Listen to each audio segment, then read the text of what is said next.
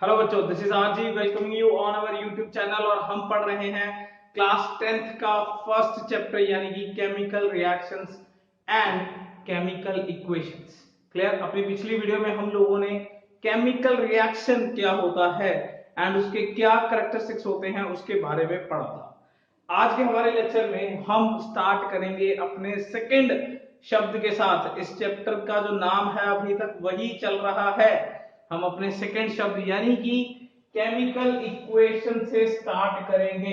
Clear. सो chemical equation क्या चीज है? देखो, एक केमिकल रिएक्शन जिस फॉर्म में समराइज्ड किया जाता है, जिस फॉर्म में लिखा जाता है, उसे बोला जाता है chemical equation. Fine. A chemical reaction is summarized in the form of a chemical equation। Chemical reaction को जिस वे में समराइज करके रिप्रेजेंट किया जाता है उसे क्या बोला जाता है? Chemical equation. Fine.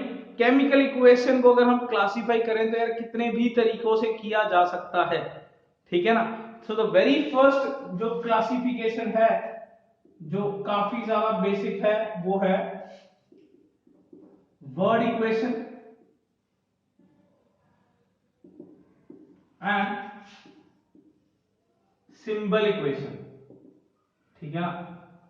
So being so smart, वैसे आप में से काफी लोग समझ गए होंगे कि what is word equation and what is symbol equation, ठीक है ना। वर्ड इक्वेशन यार नाम से क्लियर है।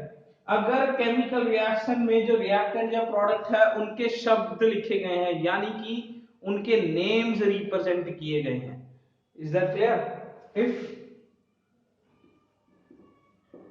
the names of the reactant or products are written या represented या written कह सकते हैं। अगर उनके नाम लिखे हैं तो वो वर्ड इक्वेशन हो गया। वर्ड मतलब नाम या शब्द, ठीक है ना। जैसे magnesium plus oxygen becomes magnesium oxide. मतलब ना कोई फॉर्मूला है ना कोई सिंबल है, जस्ट हाँ ये जरूर है प्लस का साइन है। रिएक्टेंट्स के बीच में हमें पता है जो लेफ्ट साइड पे लिखे जाते हैं वो क्या है? रिएक्टेंट्स हैं। जो राइट साइड पे लिखे जाते हैं वो क्या है? प्रोडक्ट्स। और they are separated by an arrow. Fine, this is clear. पर अगर आप सिर्फ उनके केमिकल नेम्स लिख रहे हो, if reactant and products are represented only in the chemical names, तो वो बेसिकली क्या है? वर्ड इक्वेशन, ठीक है ना। But if the reactants or products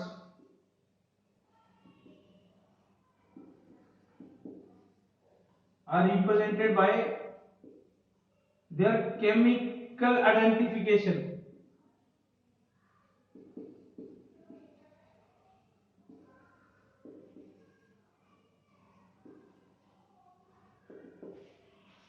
जो उनका केमिकल फॉर्मूला है, जो उनकी केमिकल आइडेंटिफिकेशन है, उससे अगर वो रिप्रेजेंट किए जाते हैं। जैसे अगर मैं इसी को लिखूं, magnesium is written as Mg and oxygen is written as O2 and this will form magnesium oxide. This is symbol equation. Clear?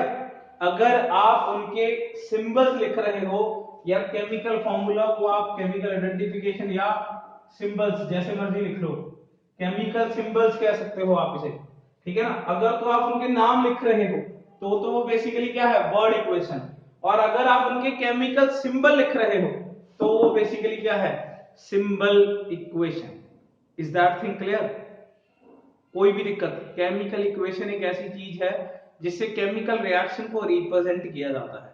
And chemical equation आगे दो तरीके की है। वर्ड यानी कि बाय नेम आपने रिप्रेजेंट किया है या बाय सिंबल आपने रिप्रेजेंट किया है। Clear?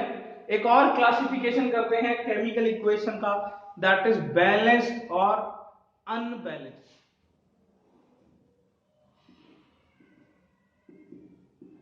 Balanced equation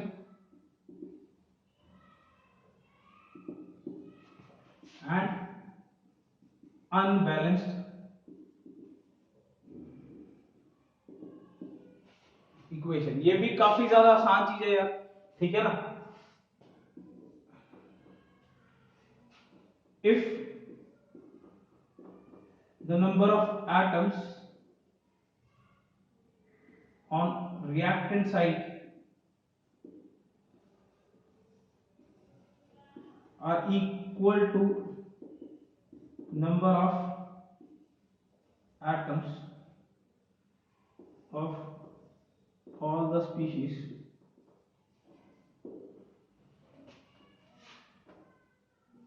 on the product side। अगर रिएक्टेंट साइड के जो सारे एटम्स हैं वो प्रोडक्ट साइड के सारे तरह के एटम्स के साथ क्या है, सेम है गिनती में, तो वो बैलेंस्ड इक्वेशन है। Is that clear? वो क्या है? बैलेंस्ड इक्वेशन है। जैसे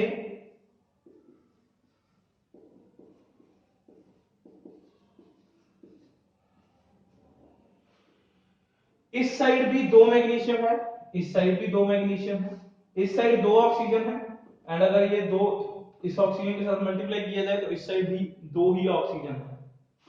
ये जो आगे लिखा जाता है इसे बोला जाता है स्टोइकियोमेट्रिक कोएफिशिएंट। क्या बोला जाता है? स्टोइकियोमेट्रिक कोएफिशिएंट, जो आगे नंबर लिखा हुआ है। क्लियर? सो बेसिकली 2 मैग्नीशियम है, 2 मैग्नीशियम है, 2 ऑक्सीजन है, यहां भी 2 ऑक्सीजन है। बट अगर ये इक्वल नहीं है, if number of atoms of any species या any element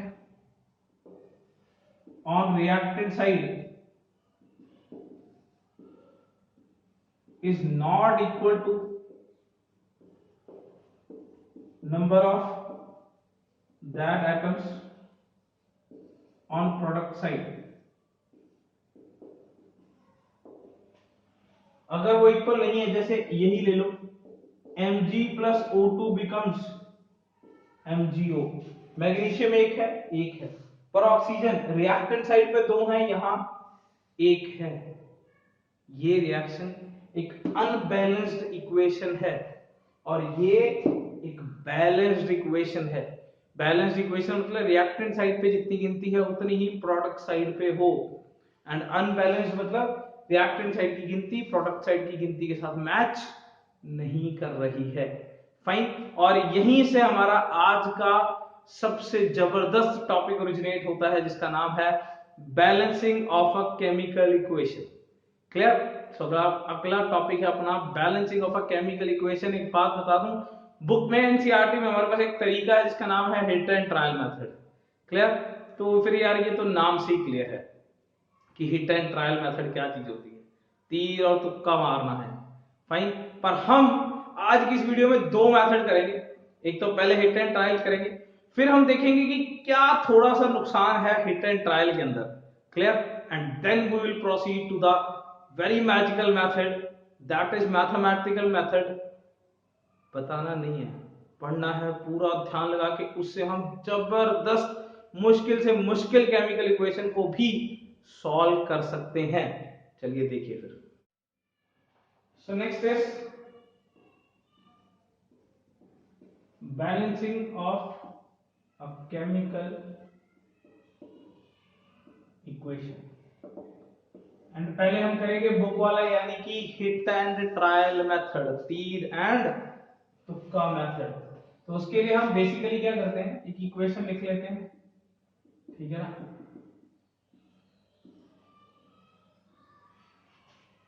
Fe plus H2O basically हमारे पास बन रहा है Fe2 या Fe3O4 प्लस हाइड्रोजन। क्लियर? एक इक्वेशन उठा ली है, बिल्कुल कॉमन सी इक्वेशन जो हमारी बुक में दी हुई है वो उठाई है, ताकि एक बार हमें कंसेप्ट समझ आ जाए कि क्या है। ठीक है ना। जो मेथड हम यूज करने वाले हैं वो है hit and trial method. Clear, कोई दिक्कत? तो देखिए जरा, Fe plus H2O becomes Fe3O4 plus hydrogen. तो क्या करना है, एक तो जितने भी एलिमेंट है उनको लिख लेना है। ये हमारे पास तीन एलिमेंट है, एक तो Fe है, एक हाइड्रोजन है, एक ऑक्सीजन है। इनके लेफ्ट हैंड साइड के एटम्स लिख लेने हैं एंड राइट हैंड साइड के एटम्स।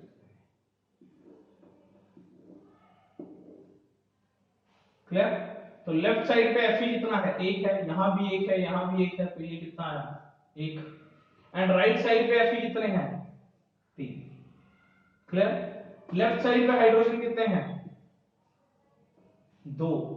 एंड राइट साइड पे हाइड्रोजन कितने हैं, दो। लेफ्ट साइड पे ऑक्सीजन कितने हैं, एक। और राइट साइड पे ऑक्सीजन कितने हैं, चार।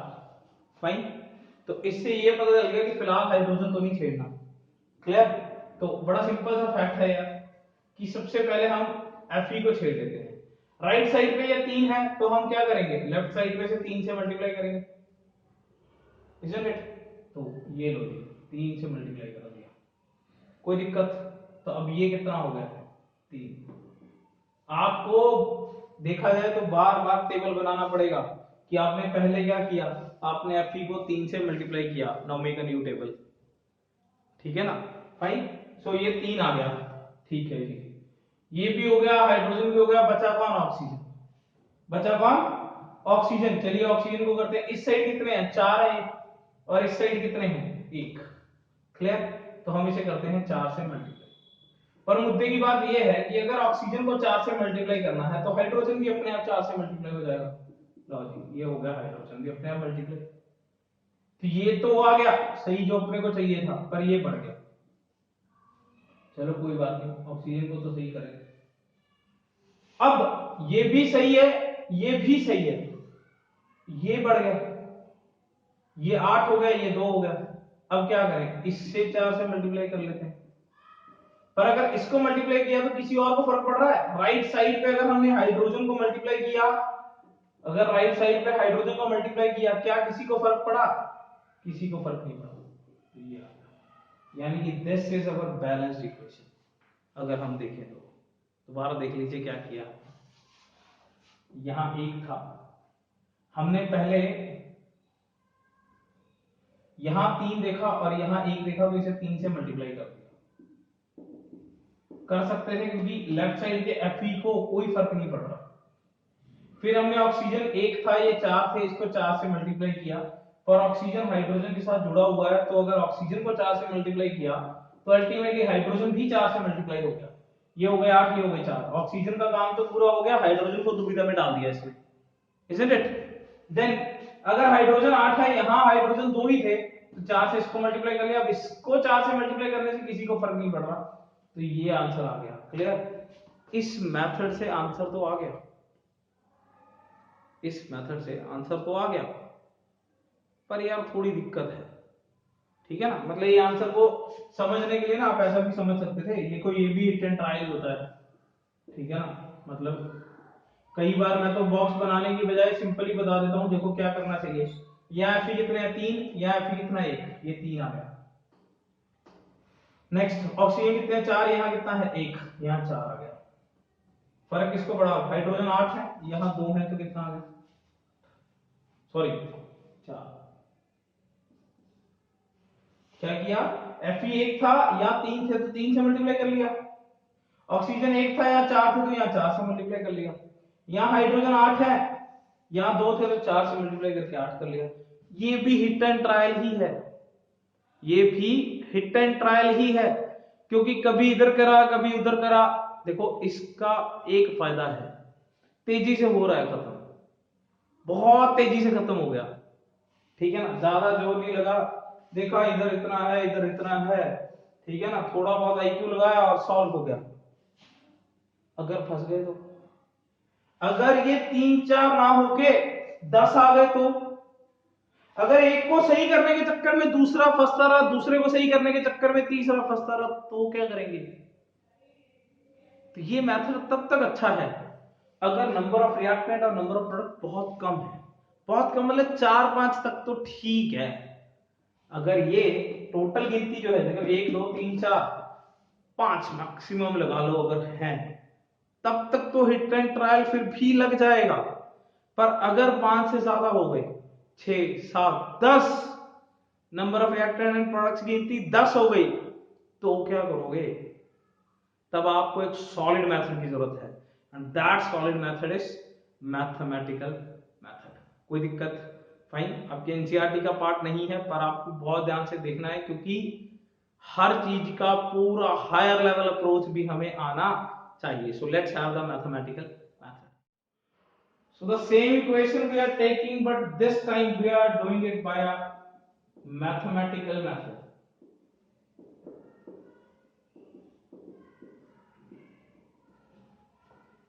फाइन, तो वही इक्वेशन है, आंसर आपको पता है, ठीक है ना, तो मैच कर सकते हो बड़ी आसानी से।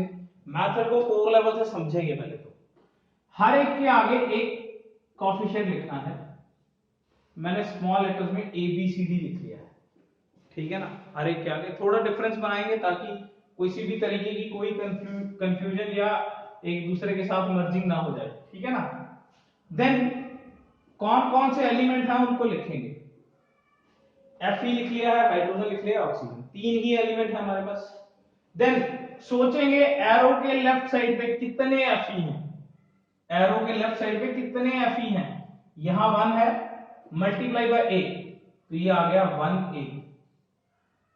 एंड राइट साइड पे कितने हैं, ये 3 है, मल्टीप्लाई बाय जो आगे नंबर लिखा हो उससे मल्टीप्लाई करना है, 3C। समझिए, 1 इंटू जो आगे नंबर लिखा हो उससे मल्टीप्लाई करना है, 3 इंटू C, ये इक्वल आता है। हाइड्रोजन को देखिए, 2 लेफ्ट साइड पे देखिए, 2 इंटू B, राइट साइड पे 2 इंटू D। कोई दिक्कत? क्लियर? ऑक्सीजन, अब आप बताइए, लेफ्ट साइड पे 1 इंटू B एंड ऑक्सीजन बिल्कुल 4 इंटू C। कोई दिक्कत? ये हो गया ना तीनों, तीनों इक्वेशंस बन गए। तो बड़ा सिंपल सा फंडा है, लेट किसी भी एक को 1 मान लो। आप बताओ, जिसको भी कहोगे मैं उसको 1 मान लो, किसी भी एक को 1 मान लो, इन चारों में से किसी भी एक को 1 मान लो, ठीक है ना। लेट सपोज मैं A को 1 मान लेता हूं। अगर यहां A को 1 पुट करता हूं तो पहली इक्वेशन के अकॉर्डिंग 1 इंटू 1 तो 1 ही आ गया, इज इक्वल टू 3C। तो C मेरे पास आ गया 1/3। मानते हो ये बात? अगर A को 1 मानता हूं तो C कितना आ गया, 1/3। अगर C 1/3 है तो यहां पुट कर देता हूं, तो B is equal to 4C है, तो B इज इक्वल टू 4/3 आ जाएगा, क्योंकि C तो 1/3 है, यहां मल्टीप्लाई किया तो ये क्या आ गया, 4/3। एंड फिर यहां पुट किया 2B is equal to 2D। इसका मतलब B is equal to D, इसका मतलब D भी कितना आ गया, 4/3। कोई दिक्कत? चारों सॉल्व हो गए हैं, क्या हो गए, A 1 है, B 4/3 है, C 1/3 है, एंड D 4/3 है। अगर तो ये सारे नॉन फ्रैक्शनल टर्म्स आ रहे हैं तो कोई दिक्कत नहीं है। अगर ये सारे नॉन फ्रैक्शनल टर्म्स आ रहे हैं तो कोई दिक्कत नहीं है। अगर ये फ्रैक्शनल टर्म आ गया, जैसे ये फ्रैक्शनल है, ये फ्रैक्शनल है, ये फ्रैक्शनल, तो एक ऐसे नंबर से मल्टीप्लाई करिए जिससे ये फ्रैक्शन खत्म हो जाए। और यहां किस्मत बड़ी अच्छी है, 3 से अगर मल्टीप्लाई करते हैं तो सारे फ्रैक्शन खत्म हो रहे हैं। 3 से अगर मल्टीप्लाई कर रहे हैं तो मैं सबको 3 से मल्टीप्लाई करूंगा। ऐसा नहीं है कि तीनों को करना, सबको करना पड़ेगा, सबको 3 से मल्टीप्लाई कर दो। ये कितना आ गया, 3, ये कितना आ गया, 4, ये कितना आ गया, 1, एंड ये कितना आ गया, 4। A कितना है, 3, B कितना है, 4, C कितना है, 1, एंड D कितना है। कोई दिक्कत? सॉल्व हो गया है। वही आंसर आया है, चेक कर लो जाए, वही आंसर आया है। मैथमेटिकल मेथड है ये, अपने आप में इसकी खूबसूरती है। दोबारा से देख लीजिए, इक्वेशन थी, मैंने हर एक के आगे एक वेरिएबल लिखा, ठीक है ना, और FEHO जिसका मैथ है, जब भैया काम करेगा हम काम करेगा, और जिसका मैथ काम करेगा ना वो कर लेगा ये, ठीक है ना। नहीं तो फिर ट्राई मारिए, practice makes a man perfect. FEHO 1A 1 into A 3 into C 2B 2D 1B 4C, ये आ गए तीनों इक्वेशन। मैं कह रहा हूं किसी भी एक को 1 मान लो, आप C को भी मानते B को भी मानते तो भी यही आंसर आते हैं, ट्राई करके देख लेना चाहिए, ठीक है ना। आप एक बार ट्राई करके देखना, किसी एक को भी 1 मान लीजिएगा, और मैं आपको अपने एक्सपीरियंस से बता दूं, C को 1 मानना सबसे आसान रहोगे, ठीक है ना। पर यह है कि इतना सोचने की बात नहीं, किसी को भी मान लो। A को 1 मान के मैंने पहले इससे C सॉल्व कर लिया, फिर C से B सॉल्व कर लिया, फिर B से D सॉल्व कर लिया, and then we have A C B D। अगर ये नॉन फ्रैक्शनल है तो कैसे नंबर से सबको मल्टीप्लाई करो सो दैट सबका फ्रैक्शन खत्म हो जाए, ठीक है ना। एक बार याद रखना, मल्टीप्लाई सबको करना पड़ेगा, चाहे वो फ्रैक्शनल है चाहे नॉन फ्रैक्शनल है, क्योंकि उससे नहीं तो फिर आंसर ही बदल जाएगा। अगर आप दो को करोगे तो सबको करना पड़ेगा, क्लियर।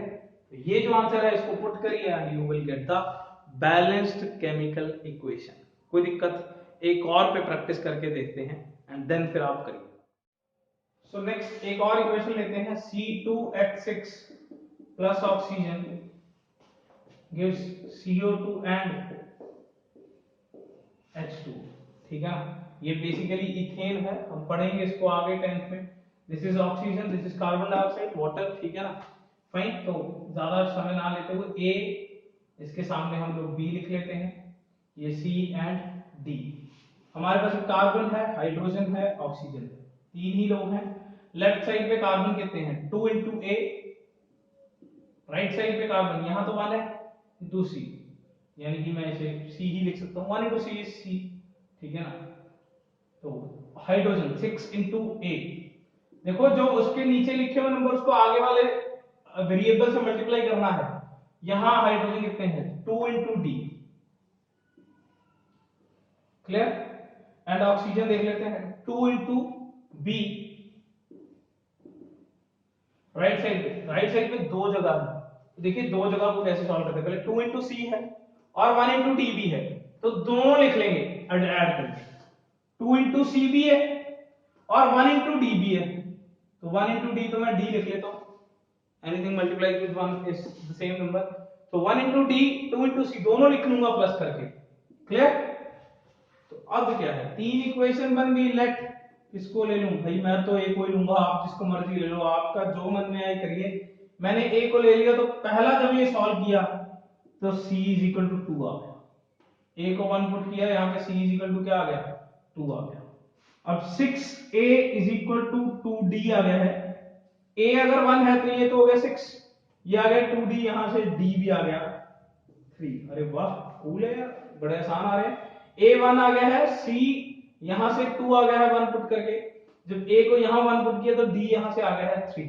इसको लिख लेते हैं 2B is equal to 2C plus D, 2B is equal to 2C plus D।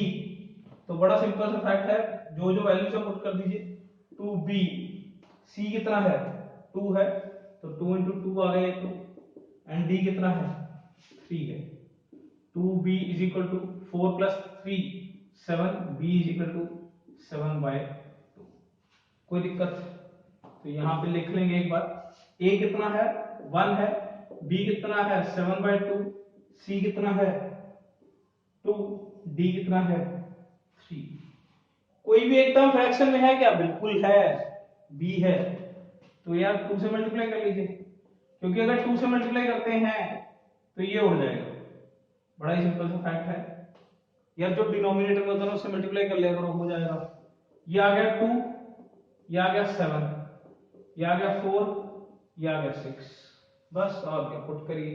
ये कितना आ गया 2, ये कितना आ गया 7, ये कितना आ गया 4, और ये कितना आ गया 6। वेरीफाई कर लो, ज्यादा से ज्यादा करना है। कितने कार्बन हैं? 4 हैं, 4। हाइड्रोजन कितने हैं? 12। कितने हैं? 12। ऑक्सीजन कितने हैं? 14। 4 गुना 8, 4 इंटू 2 8, 6 इंटू 1 6, 8 और 6 14। हो गया, खत्म भाई, खत्म। ठीक है ना? मैथमेटिकल मेथड से ये बैलेंसिंग अपने आप में बड़ी जबरदस्त चीज है। अगर आप थोड़ा सा मैथमेटिक्स लगाएं और पूरी जबरदस्त इक्वेशनें निकालें तो ये आपको पूरा घोर लेवल तक क्लियर हो जाएगा। क्लियर? फाइन। अदरवाइज मैं अपनी अगली क्लास में एक पूरी जबरदस्त इक्वेशन सॉल्व करने वाला हूं। क्लियर? टिल देन पढ़ते रहिए, आपको असाइनमेंट में बैलेंसिंग मिलेगी। जिसको असाइनमेंट नहीं मिल रही मेरे नंबर पे मेरे को पिंग करिए, आपको असाइनमेंट मिल जाएगी। Thank you so much. Like share subscribe करते रहिए।